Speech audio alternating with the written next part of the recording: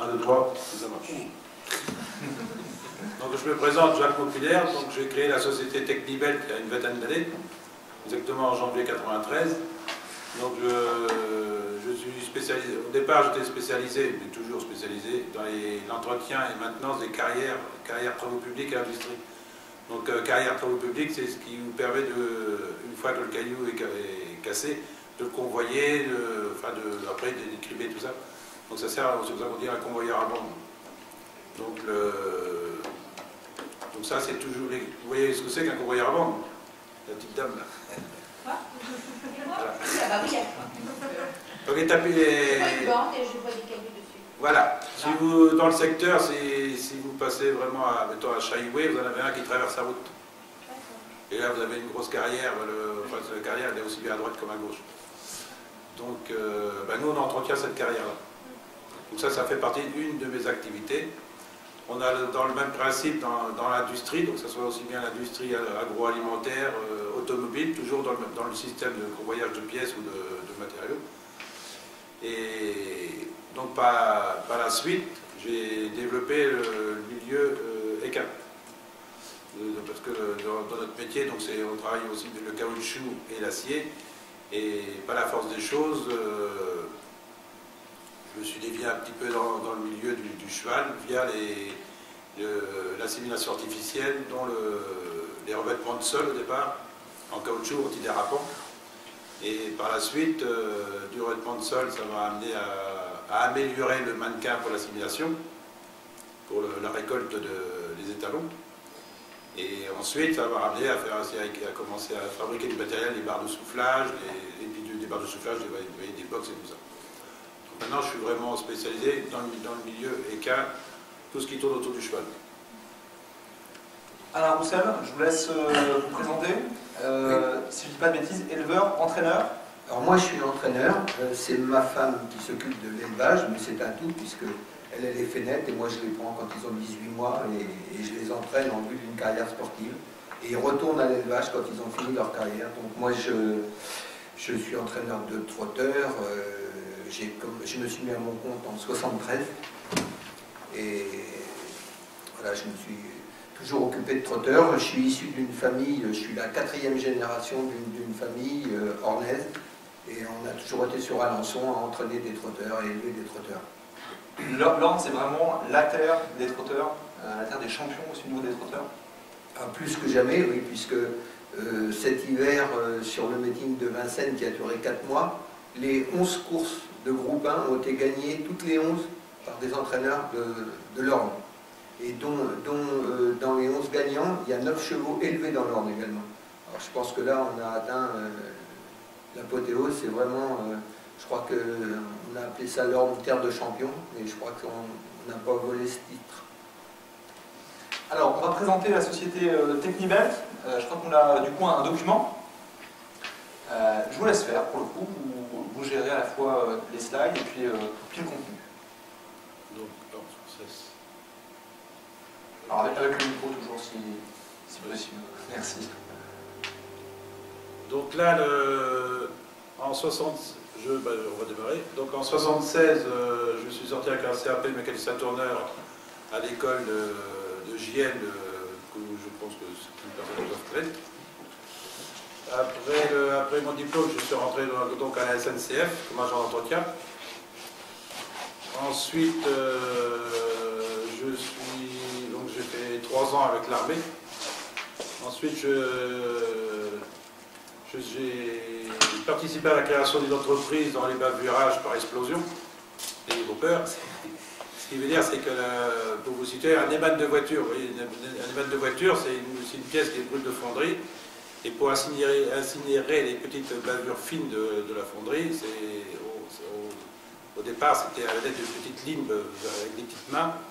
Et le principe, c'était par explosion, donc c'était un gros vérin avec un mélange de gaz, hydrogène-oxygène. Et on faisait une explosion de 2500 degrés à 1 millième de seconde. C'était un flash qui permettait d'incinérer toutes les petites bavures. Donc ça, j'ai travaillé pratiquement ici pendant 4 ans, on a développé l'entreprise.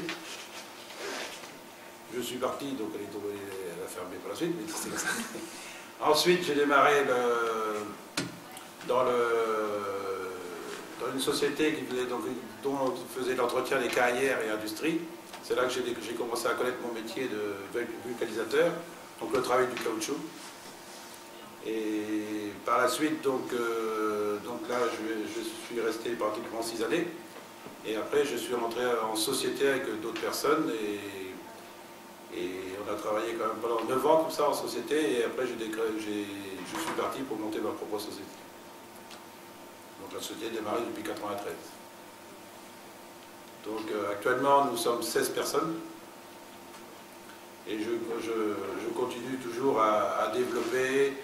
Donc j'ai quelques brevets comme les rivières de Solostag, j'ai les mangeoires de prairies, j'ai pas mal de choses comme ça qui tournent autour du cheval. Vos clients, du coup, ils sont évidemment pas exclusivement ornais, c'est sur toute la France, sur toute l'Europe. J'ai un client qui est proche de moi déjà. J'ai cru comprendre. Pour les cliniques vétérinaires, oui, je travaille dans toute la France. J'ai fait un chantier pour le roi du Maroc, dans sa clinique privée. C'était un de mes plus beaux chantiers. Dernièrement, on a fait une balnéo à Bordeaux. Donc, parce que comme je suis une des seules sociétés à faire des protections et des revêtements de sol étanches. Donc, ce qui permet, une fois que vous avez fait un revêtement de sol étanche, c'est de plus du tout être comment dirais-je, esclave de l'entretien. Donc actuellement, dans le monde, surtout dans le monde du galopeur, c'est que dans l'élevage, c'est que pour préserver ce que je vous disais tout à l'heure, vous avez des saillies qui montent jusqu'à 100, 200, 300 000 euros. Donc le poulain, il est un petit peu préservé. Donc là on fait des capitolages étanches, sans visserie, tout par collage. Donc c'est vraiment un métier vraiment spécifique. Donc là, c'est vrai que j'ai vraiment bien développé ce domaine-là dans le monde du cheval. Donc les stations de monte, bon, c'est vrai que nous en Normandie, il y a beaucoup de stations de monte. Et j'ai développé maintenant, je vais arriver à 4 mannequins qui tournent actuellement sur 4 différents types de mannequins qui tournent dans le secteur. Et ça, c'est plus un particulièrement qui est développé par IMV sur le marché étranger. IMV, c'est une société qui est sur l'aigle. C'est le leader mondial de l'assimilation, tout type, que ce soit équin, bovin. D'origine anglaise, si je ne dis pas de bêtises. Anglaise. Hein, on est d'accord. Grosse entreprise. Dans le Nord, on a des bonnes sociétés. Mais oui, mais c'est ce qu'on dit depuis ce matin. Vous avez des bons éleveurs, des bons produits. Et nous sommes solidaires. Si je me suis développé dans le milieu équin, c'est grâce à des éleveurs. Ça, parce que les éleveurs, il s'agit d'être à l'écoute. Ils ont un problème. Mon boulot, c'est de résoudre ce problème-là. Donc, finalement, cette proximité au niveau du territoire entre votre entreprise, qui à l'origine ne fait pas de l'équin, et puis les éleveurs, peut-être des passions aussi personnelles, qui fait que vous êtes à l'écoute du coup des éleveurs et vous êtes performant au niveau de l'entreprise. De toute manière, comme tout métier, si vous n'êtes pas passionné, si M. Roussel, depuis 4 générations, est dans le cheval, c'est qu'il faut être passionné. Ouais, donc moi, si à l'heure actuelle, ça va faire pratiquement 17 ans que je suis dans le monde du cheval aussi, et il faut être passionné, c'est sûr. Mais bon, ça c'est comme tout boulot. Mais vous seriez à Bordeaux, par exemple, vous n'avez pas forcément cette proximité avec le monde de l'élevage, en tout cas évidemment orné, et voilà, sur un territoire où il n'y a pas d'éleveurs, vous n'avez peut-être pas développé pareil une entreprise? Si, parce que je dis Bordeaux, mais moi je ne suis pas un géographe. Non, mais quand vous avez... Nous on est issus dans les gènes, dans le cheval aussi, donc les gènes, ça ressort. Ça ressort. Vous voyez, mon père était forgeron, et forgeron, indirectement, vous voyez, je suis revenu dans la métallerie aussi. Je suis parti d'un métier de mécanicien tourneur, c'était un fait que ça ne me plaisait pas du tout. Mais bon, j'ai été mis là à l'école, bon, j'étais mis là. Mais vous voyez, après on démarre, on est sur une plaque de verglas, puis après vous faites votre chemin. Mon dada, ça aurait été la politique, je serais pas là. Mais comme c'est pas du tout le cas, moi je suis plutôt une personne de terrain, donc j'adore les animaux, j'ai des chevaux, vous voyez, j'ai un fils, c'est pareil, j'ai un fils qui monte, qui est plutôt cavalier, lui, dans le jumping. Et là, il a 20 ans, il s'en va en Algérie, il travaille en Algérie pour un gros propriétaire. Parce que c'est lui, c'est les chevaux. Et j'ai mon dernier, vous voyez, mon dernier qui va être, qui a 15 ans, qui a l'esprit l'esprit inventif aussi, et il m'accompagne sur les sites, et puis il est vraiment motivé, et ça lui plaît. Alors, c'est pratique d'avoir une entreprise comme ça, ornaise, du coup près de chez vous, qui peut effectivement répondre à des demandes particulières que vous avez au niveau de l'élevage. Parce que voilà, votre client, du coup, oui, oui, je trouve que c'était essentiel quand même d'être, parce que là c'est vraiment au cœur de la région des chevaux, hein, donc je pense que c'était plus facile à développer en étant au milieu de tous les haras qu'il peut y avoir entre l'Orne, le Calvados, la Manche et la Mayenne. Il y a 4 départements qui sont les 4 départements où il y a le plus de naissances. Je pense qu'il fallait être là. Hein. Oui, non, c'est sûr. Et vous, si vous avez un besoin spécifique, vous savez, vous pouvez aller voir Technibelt assez facilement. C'est pas le bout de la France, c'est pas en Chine, c'est pas... voilà. Bah oui, ça ne nous donnerait pas l'idée d'aller voir ailleurs, parce qu'on sait qu'on va tout trouver sur place, quoi. On continue le petit document, s'il y a d'autres éléments. Voilà. C'est bon. Donc, mais ce que je voulais, c'est sûr que ce que disait M. Alain Roussel, actuellement, vous avez quand même en France, on a quand même une main-d'œuvre qui devient un luxe, parce que c'est vrai, qui coûte cher, c'est vrai. Et de trouver des gens vraiment motivés pour travailler dans les haras, c'est quand même pas très simple, parce que ça demande quand même une certaine vigilance pour les animaux. Donc c'est vrai que par rapport par mon entreprise ou celle de mes confrères, c'est essayer de travailler techniquement avec le moins de personnel possible. Parce que du personnel, de toute manière, il y en a moins en moins. Donc moi, ce que j'interviens, j'ai développé un brevet sur des séparations coulissantes pour pouvoir nettoyer les box facilement et rapidement. Donc là, dans les anciennes écuries, il y a de la modification à faire. Bon, c'est vrai que c'est du sur-mesure. Et ce qui me plaît le mieux, moi, c'est du sur-mesure, puis d'apporter une solution aux clients. Donc moi, les clients, même dans les grosses écuries, ils aiment bien me faire venir, puis on échange des idées. Moi j'ai des idées, le client a des idées, on mélange tout ça et on arrive à sortir quelque chose de propre. Et ça, c'est ce qui voilà, ça, c'est ce qui plaît vraiment pour l'éleveur. Il y avait d'autres documents sur le PDF peut-être ou... Il y avait des photos, mais... Ah bon, mais... Alors ça, vous l'avez pas mal présenté. Bon, ça, c'est ce qu'on disait, oui, sur le... Maintenant, sur des photos. Alors, on en a parlé. Voilà, quelques images. Ce sont des réalisations ça, de Technibelt. Voilà, alors, la première photo en haut à gauche, enfin pour moi c'est à gauche. Oui.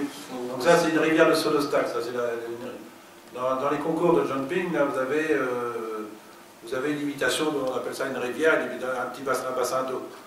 Donc, auparavant, les bassins, c'était une cuvette en béton, avec une réception, avec une traverse SNCF ou avec du béton. Donc, je ne dis pas que le cavalier qui est tombé dans la cuvette, pas bien.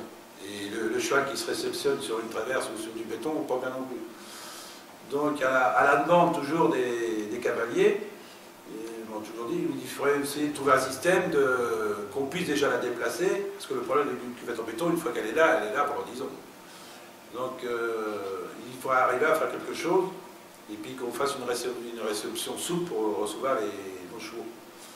Donc là, j'ai développé j'ai fait un prototype, puis après j'ai amélioré. Et maintenant, actuellement, c'est la seule qui tourne en concours avec 2 dômes souples.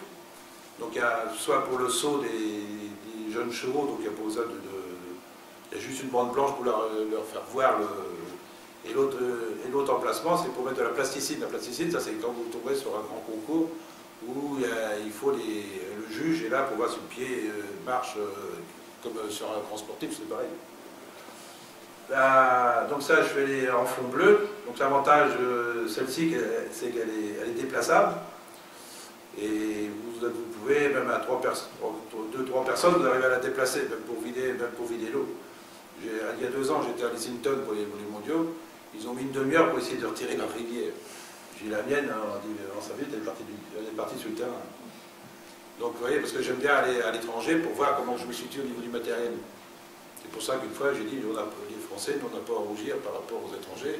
C'est qu'on est quand même à la pointe. Sur les Jeux mondiaux équestres en 2014, là en Basse-Normandie, ce sont des produits qui pourraient être utilisés. Ouais. Si le parc d'Ostac le choisit, bon, bien sûr. Mais bon, ça me ferait plaisir que je sois présent pour le mondiaux. Au moins, ça sera une récompense. C'est une opportunité, j'imagine, hein, de plus pour le monde du cheval dans l'Orne en Normandie, ces Jeux équestres mondiaux. C'est quelque chose, un événement que vous attendez avec impatience, j'imagine? Oui, oui. C'est surtout pour le jumping, l'attelage. Bon, c'est vrai que nous, en Normandie, vous avez toutes les disciplines. Vous avez l'attelage, vous avez l'endurance, vous avez le jumping, vous avez le trot, le galop, on a toutes les disciplines. Dans l'ordre, pour ça, on est bien garni. Secondo, après, donc, la deuxième photo, donc ça, c'est la protection murale pour les box de poulinage. Box de poulinage ou étalon. Le box de poulinage, on arrête à peu près à 1,40 m de hauteur, donc c'est un revêtement souple. Donc ça, toute la fixation, la particularité, c'est que la fixation est tenue par collage, il n'y a aucune visserie. Donc pas de risque de blessure. Voilà, ça c'est pour les chevaux, ça je suis assez dompté là-dessus par les vétérinaires, tout ça, parce qu'ils veulent absolument rien de blessant pour un cheval. Parce qu'un cheval, par rapport à un bovin a un cuir assez dur, qu'un cheval, hein, M. Roussel peut dire, ça a un cuir vachement fin, et le moindre vis ou hop, ça se déchire. Et alors, il y a le prix et aussi de l'animal. J'imagine que le prix pour un cheval, notamment des chevaux de compétition, des champions, c'est pas le même que pour un bovin. De toute manière, vous n'avez pas le choix. Et soit vous investissez dans un matelas souple pour protéger votre cheval, ou soit vous investissez chez un vétérinaire pour réparer votre cheval. C'est ça. On a tout compris. Là. Donc, ou alors vous achetez du parpaing contre solide et sans citer de nom, et puis là c'est le parpaing qui va s'ouvrir. D'accord. Il faut refaire, c'est bon. Non, mais c'est vrai que bon, après il y a plusieurs types de protection. Hein. Vous avez après c'est comme les voitures, hein. Vous avez des voitures bas de gamme, après on monte en gamme. Donc ensuite, bon, ça c'est la troisième, donc c'est de la métallerie, ça c'est des box. Démontables. Non. Ah non, c'est pas des box démontables. Non, ça c'est. Mais bon, c'est. Dans la fabrication des box, ce qu'on fait actuellement, c'est des façades pivotantes, des façades coulissantes, pour vraiment curer avec l'engin mécanique. C'est le problème de main-d'œuvre dont on parlait tout à l'heure. Effectivement, simplifier le travail pour qu'on ait moins besoin de main-d'œuvre. Pourquoi est-ce que justement il y a ce problème de main-d'œuvre? La main-d'œuvre coûte cher, certes, mais est-ce que vous arrivez aussi à trouver des gens qui sont qualifiés pour voir? Dans l'entraînement, on n'a pas trop de problèmes, mais quand même, parce qu'il y a pas mal d'écoles maintenant qui forment des jeunes lads, des jeunes apprentis. On les a en alternance avec les écoles, hein, ils font des fois 2, 3, voire 4 ans d'école pour ceux qui veulent aller plus haut. Donc on n'a pas trop de soucis. Dans les haras d'élevage, c'est peut-être un petit peu plus compliqué pour arriver à trouver du personnel. Mais en entraînement, non. Et alors pour quelle raison c'est difficile de trouver du personnel? Il n'y a pas assez de personnes qui sont formées, il n'y a pas assez de jeunes motivés? Dans les haras, oui, je sais pas, peut-être que c'est pas une filière qui attire beaucoup de monde, peut-être s'occuper de rentrer des juments, nettoyer des box et tout ça, bon, c'est vrai que c'est pas toujours agréable, quoi. Que nous, dans l'entraînement, il y a quand même la passion de toujours avoir en point de mire de courir en course et de devenir jockey, donc c'est ça qui fait que on trouve quand même encore beaucoup de jeunes qui sont attirés par le métier. Et en même temps, je précise que maintenant, c'est autant du personnel féminin que masculin. On en est pratiquement, peut-être même à plus de 50% de personnel féminin. On s'aperçoit que les jeunes filles sont beaucoup plus motivées que les jeunes garçons. Pour devenir entraîneur, justement, il faut forcément avoir été jockey avant ou c'est pas nécessaire? Oh ben, maintenant, pour être entraîneur, à une époque, il suffisait de pas grand-chose, il suffisait d'avoir gagné, je crois, un nombre de courses. Mais maintenant, c'est beaucoup plus compliqué. Il y a un examen à passer maintenant qui est... c'est nos organismes de course qui font passer cet examen.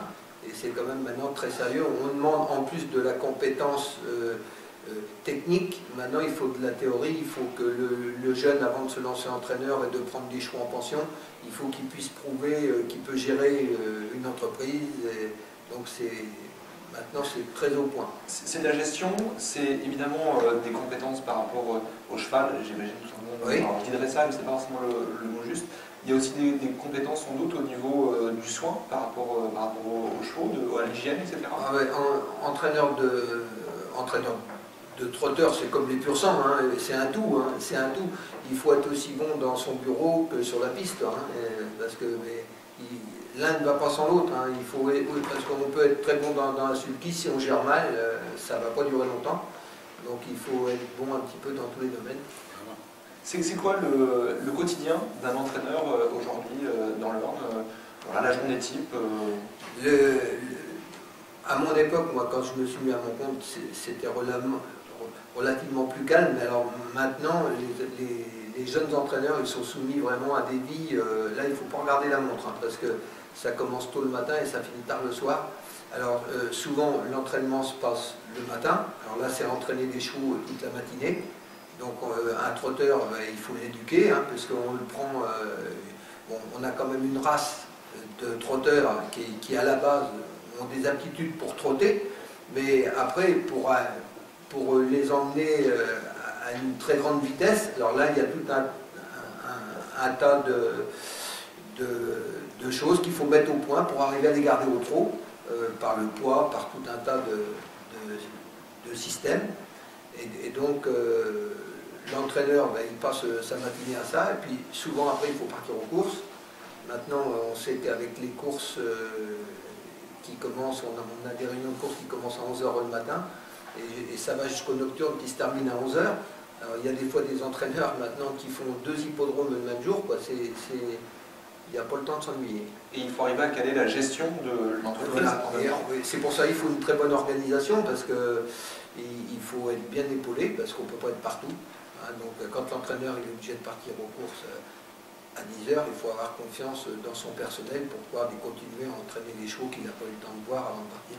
Ce monde des courses, c'est un monde qui va plutôt de mieux en mieux, avec voilà, de plus en plus de personnes qui travaillent dans ce milieu-là, de plus en plus de gens qui regardent ou qui jouent au niveau des courses, ou est-ce que c'est quelque chose qui est en perte de vitesse? Non, en ce moment, les courses marchent très bien, parce qu'avec cette multiplication des courses qu'on appelle les courses premium maintenant, qui passent sur Equidia en direct, maintenant on a beaucoup de courses, c'est sûr, mais bon, en France on a les courses qui sont les mieux dotées, donc, parce que le jeu marche très très bien, mais ça n'empêche pas que tout le monde ne vit pas bien, hein, parce qu'il y a des grosses écuries phares, hein, qui pondent quand même une bonne partie de tous les meilleurs propriétaires, parce que ça c'est une question de mode, hein. Vous savez, quand vous avez des entraîneurs qui marchent très très bien, les propriétaires veulent tous aller chez les mêmes. Donc pour un jeune, c'est pas facile, et quand même souvent c'est un bon cheval qui vous sort un petit peu la tête de l'eau, quoi, parce que le bon cheval il vous fait connaître. Tant que vous avez des chevaux moyens, vous n'êtes pas très connu, quoi, hein, et si vous avez la chance de tomber sur un bon cheval, là c'est parti, après ça vous fait connaître et on n'hésite pas à vous faire confiance. Alors aujourd'hui, avec Internet, on voit beaucoup de moyens de jouer aux courses. Oui. Avant, ça s'adressait quand même à un public de spécialistes, les fameux turfistes. Aujourd'hui, il y a quand même de plus en plus de gens qui sont plus loin de ce monde du cheval.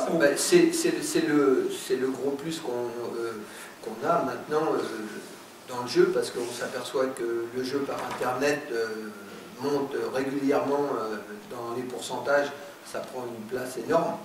Donc les gens ne sont plus obligés d'aller dans un PMU maintenant pour aller faire un jeu, quoi. Mais on a vraiment, en France, on a envié de tout le monde, quoi, parce que notre système de PMU est le meilleur, quoi. Maintenant, on s'aperçoit que c'est même un petit peu dangereux, parce que dans les pays voisins autour de nous, ça s'est cassé la figure un peu partout, que ce soit en Italie, que ce soit en Allemagne, la Belgique. Alors donc, tout le monde a tendance à se rabattre sur la France, si bien qu'il y a une concurrence qui est assez difficile. On a beaucoup de prix en France, mais ils sont durs à gagner quand même. Hein. Alors, c'est pas tout simple. Le savoir-faire français, justement, que ce soit pour les entreprises comme Technibelt ou pour les entraîneurs, les éleveurs, il est bien reconnu à l'étranger. On parlait tout à l'heure du roi du Maroc qui fait appel à vos services. Je sais que Laura Dupin a travaillé aussi pas mal dans certains pays du Maghreb. Je crois que c'est le Maroc aussi, si je ne dis pas de bêtises. Est-ce que voilà, entre guillemets, le cheval, le savoir-faire français sur le monde du cheval s'exporte bien à l'étranger? Ah oui, oui. Et en France, justement, on a développé, notre société mère a développé pour promouvoir le cheval trotteur français, puisque le trotteur français est une race hein, qui ne se mélange pas avec les autres races. On a des courses pour trotteurs français. Nous n'avons que 16% des allocations en France qui sont distribuées sur des courses européennes, voire internationales. Donc, vous voyez, ça fait quand même une grosse part qui reste aux trotteurs français. Donc, le cheval français, qui est notre société mère, a aidé beaucoup de pays à promouvoir le trotteur français en distribuant quelques allocations pour des chevaux de trotteurs français dans tous ces pays-là. Donc ça crée une commercialisation, parce que maintenant il y a pas mal de pays qui viennent acheter trotteurs français, parce que bon, ben, je pense que la France pour ça est le meilleur pays. Alors on est passionné par le cheval, enfin on a quand même des jeunes qui vont regarder aussi cette vidéo, et puis on a un nouveau monde un petit peu dans l'amphi. Quel conseil vous donneriez chacun à quelqu'un qui est passionné par le monde du cheval et qui veut ou travailler dans l'entraînement des chevaux, dans l'élevage, ou faire des accessoires, mais c'est tout ce qui va avec, hein, des accessoires entre guillemets pour les chevaux. Est-ce qu'aujourd'hui il faut se lancer, on peut y aller sans hésiter, ou est-ce qu'il faut être un peu prudent? C'est-à-dire que nous c'est vraiment un métier de passion. Hein. Bon, moi je fais partie d'une famille où on ne cherche pas à faire autre chose. Donc on est au milieu des chevaux, puis mais on s'aperçoit quand même qu'il y a des gens qui sortent comme ça, des jeunes, où leur famille n'était pas du tout dans les chevaux, et c'est parce qu'ils étaient passionnés par le cheval. Avant tout, il faut être passionné par le cheval, et ça peut marcher, parce qu'on s'aperçoit heureusement qu'il y a des jeunes qui percent comme apprentis, deviennent jockeys, deviennent entraîneurs, et ça marche très très bien. Hein. Mais il faut vraiment en vouloir, hein. C'est pas tout facile. Enfin, faut être passionné à 100%, même 200%, ça c'est un fait, mais il faut quand même un petit peu de revenu derrière. Parce que, quelle que soit la discipline, avant que vous arriviez avec votre cheval, vous avez quand même du temps et de l'argent à donner. Alors sur la recherche surtout, hein, sur la recherche d'emploi ou comme envie de métier, c'est-à-dire qu'on imagine un jeune aujourd'hui qui se dit, bah voilà, moi je suis passionné par le cheval, j'ai envie de travailler dans ce milieu-là. Aujourd'hui, est-ce que voilà, la question c'est que c'est possible, que ce soit sur l'entraînement et l'élevage ou que ce soit sur l'environnement autour des chevaux? Alors moi, dans ce qui me concerne, moi je vends mes idées. Donc si une personne a des idées, si les idées, de toute manière, il faut en parler, moi c'est mes idées. Donc c'est pour mes idées, il y a peut-être d'autres personnes qui ont d'autres idées qui sont aussi performantes que les miennes, ça c'est un fait. Et comme éleveur, M. Roussel ne va pas me contredire, mais une personne qui n'a pas la main pour le cheval, c'est pas la peine qu'il se mette dans les chevaux. C'est clair et net, ça c'est perdre son temps et une perte de l'argent. Et à l'heure actuelle, l'argent c'est quand même le nerf de la guerre. Là, il y a beaucoup d'entraîneurs, bon, il y a quand même des entraîneurs qui n'y arrivent pas, mais c'est ce que disait M. Roussel, un entraîneur, bah, c'est le matin très de bonne heure et tard le soir. Et le midi, c'est le casse-croûte. Vous avez dans l'équitation, bon, l'avantage du trot, c'est que le matin, ils sont sur les pistes chez eux. Le midi, ils prennent le camion, ils s'en vont sur l'hippodrome, ils reviennent le soir.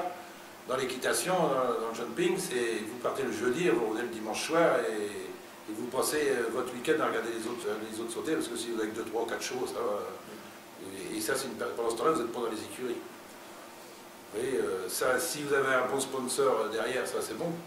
Mais sinon... Le sport, l'équitation, le loisir, que ce soit balade, que ce soit les centres pour les jeunes. C'est quelque chose qui marche aujourd'hui encore ou c'est compliqué? Alors c'est un autre secteur, hein, évidemment, on n'est pas exactement sur... Le loisir, bon, l'idéal c'est d'avoir une maison avec un petit peu de terrain et puis vous mettez un ou deux box et puis si vous aimez les chevaux, parce que ça a quand même un petit peu d'occupation quand même, hein, il faut leur laisser un peu de temps pour les chevaux. Mais c'est pas un chat qui mange sa gamelle le matin et on n'en parle plus. Ah non, il y a quand même un petit peu de boulot. Mais quand vous aimez la bête, c'est pour un travail, c'est un plaisir. Il faut le prendre comme ça. Moi, le matin, je soigne mes chevaux, je fais ma journée. Bon, c'est vrai qu'également, ils sont nourris à 9h le soir, à 5h le matin, mais ils sont habitués comme ça. Mais ce que je veux dire par là, c'est que si vous n'avez pas la structure pour, donc vous êtes obligé de louer dans un centre équestre, donc ça a un coût. Le centre équestre, c'est 600, ou si ça peut être après, vous avez les leçons et tout ça, mais ça a quand même un coût, donc il faut quand même des revenus derrière. Donc, si vous êtes légèrement passionné, le mieux c'est de faire continuer, les personnes continuent d'aiguiser un diplôme et puis une porte de secours quand même. Et après, mais s'ils sont vraiment capables de dire moi, je veux me lancer dans le trou, je veux me lancer dans le sel, c'est sûr que je lui souhaite bonne chance. Parce que bon, l'avantage du trot, c'est qu'au bout de 2 ans, ils peuvent courir avec les chevaux, que dans le sel, il faut attendre déjà 4-5 ans. Il faut déjà le nourrir. Est-ce qu'il y a des questions dans la salle? Vous avez des questions à poser? Juste l'activité cheval chez vous maintenant représente quelle partie de l'entreprise La société, là je fais à peine un petit 3 millions d'euros par an, ça fait à peu près 1/3 chevaux, 2/3 carrière industrie. Et la proportion augmente du pourcentage cheval? Oui, ça fait une petite montée. Il y a une... Donc j'ai créé, c'est sûr que j'ai développé parce que depuis une vingtaine d'années que je suis créé, donc au départ les élections présidentielles, vous allez rigoler, mais c'est comme ça, les élections présidentielles étaient tous les 7 ans. Vous êtes d'accord avec moi?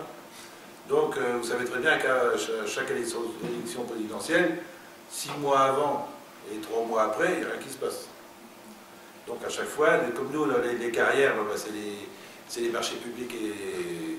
Donc là, automatiquement, le chiffre d'affaires, c'est pas comme ça faisait pouf.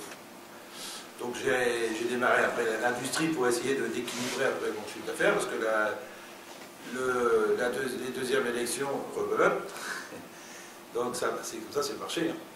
Donc après, j'ai activé aussi le monde du cheval. Et là, l'avantage avec le monde du cheval, c'est que ça a à peu près équilibré à peu près mon chiffre d'affaires. On se maintient à peu près de... Ouais. Et là, oui, là, tout de suite, il n'y a plus rien qui se passe comme ça, on est tranquille. Toute dernière question, et puis on va vous remercier d'avoir participé. On dit souvent que le monde du cheval, c'est un milieu qui est très fermé. Vous m'avez l'air à la fois fort sympathique. Est-ce que quand on ne vient pas du monde du cheval, on peut quand même arriver à faire sa place et à rencontrer les gens? Ou est-ce que c'est un peu compliqué quand même? C'est sûr que le monde du cheval, c'est un monde fermé. Oui, on s'aperçoit que c'est un peu les mêmes familles. C'est un peu les mêmes familles que, comme moi, j'avais mon père entraîneur, mon grand-père, mon arrière-grand-père. Alors on a tendance un petit peu, mais et je comprends pas parce qu'on est pourtant ouvert à tout le monde. Hein. Moi j'ai formé des jeunes, mon père était réputé pour ça, il a formé également beaucoup de jeunes. On est ouvert à tout le monde. Hein.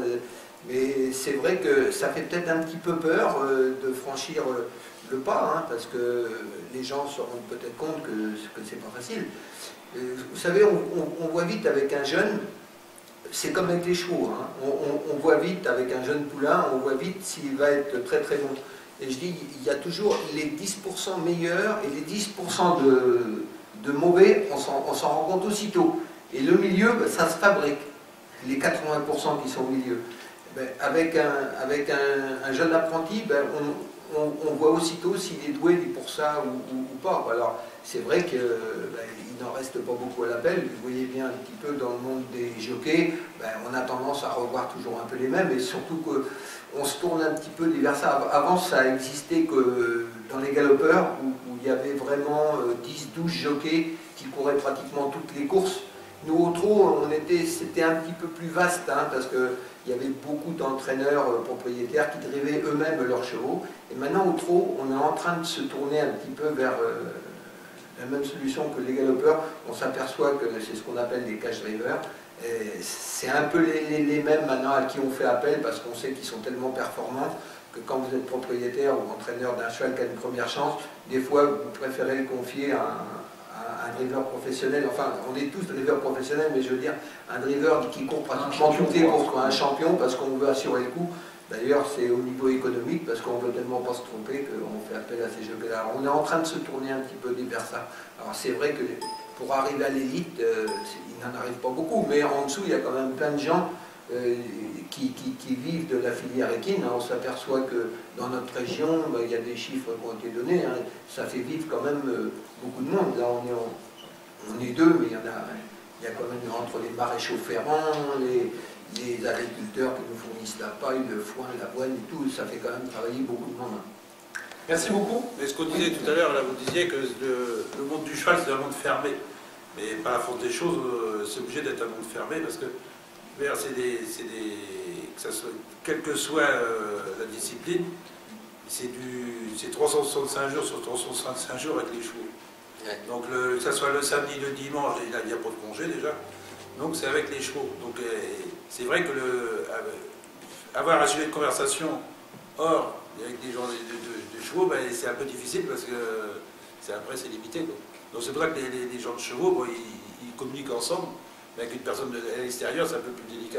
C'est peut-être pour ça qu'il y a ces familles, parce qu'effectivement, oui, il y a un milieu culturel où ils sont habitués à parler, à vivre. On n'a jamais fait autre chose que de vivre de cette façon-là.